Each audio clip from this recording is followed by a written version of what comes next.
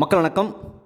தூத்துக்குடி விளாத்திக்குளம்ல ஒரு மாணவி 12வது படிக்கிற மாணவி பரீட்சை எழுதிட்டு இருக்கிற மாணவி சமீபத்தில் கற்பழிக்கப்பட்டு கொலை செய்திருக்காங்க.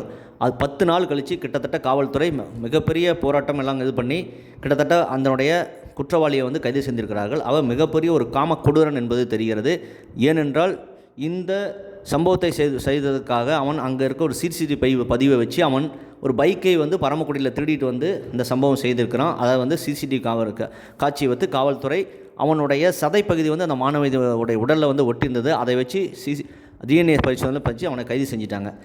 அது மட்டும் முக்கியமான விஷயம் என்னென்னு பார்த்தீங்கன்னா, இவன் சரித்திர குற்றவாளி. ஏற்கனவே 2020 இதே மாதிரி ஒரு எட்டயபுரம் என்ற இடத்துல ஒரு மூதாட்டி 65 வயசு மதிக்கத்தக்க ஒரு மூதாட்டி வயல்வெளியில் வேலை செஞ்சுட்டு இருக்கும்போது தனியாக இருக்கிறபோது இதே மாதிரி கடத்திட்டு போய் கொலை செஞ்சு கற்பழித்து அவங்ககிட்ட இந்த நகையை பறிச்சுட்டு போய் ஒளிஞ்சிக்கிட்டான்.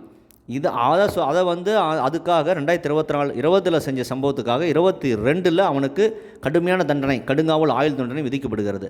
ஆனால் எப்படியோ 2024 காவல்துறையோட மெத்தன போக்கில் வழக்கை சரியாக கையாளாதனால, தமிழ்நாடு காவல்துறையோட மெத்தன போக்குனால சுப்ரீம் கோர்ட்டில் அவனுக்கு ஜாமீன் கிடைச்சிருது. வெளியே ஜாலியாக சுற்றிட்டு இருக்கிறான்.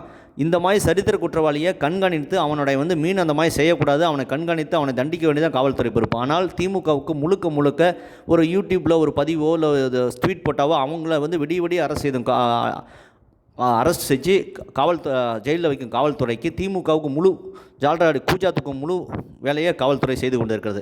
இந்த துறையை கையாளுற முதல்வர் ஸ்டாலின் அவர்கள் ஏதோ மெத்தன போக்கில் அதே தமிழ்நாடே சிறப்பாக ஆட்சி செய்துட்டு இருக்கிற மாதிரி அப்படின்னு நினச்சிட்டு இருக்காரு. சட்டம் ஒழுங்கு, கஞ்சா, போதை பழக்கம், பெண்களுக்கான பாலியல் வன்கொடுமை, 2 வயசு குழந்தை கற்பழிக்கப்படுகிறது, 70 வயசு மூதாட்டி கற்பழிக்கப்படுகிறது. இந்த தமிழ்நாடு எந்த நிலைமையில் இருக்குது தெரிஞ்சுக்குங்க. ஆகவே இப்போ 6 மாதமே ஸ்டாலின் அவர்களுக்கு 2026 தேர்தலில் வெற்றி பெறத்துக்கு ஓபிஎஸ் இருக்கலாமா, அவங்களுக்கு இருக்கலாமா, இவங்களுக்கு எத்தனை சீட்டு, அவங்களுக்கு எத்தனை சீட்டு, இதுதான் பொழுதுபோக்காக இருக்கிறத ஒழிய சட்டம் ஒழுங்காக கவனிக்கிறது திமுக மிக மோசமாக இருக்கிறது.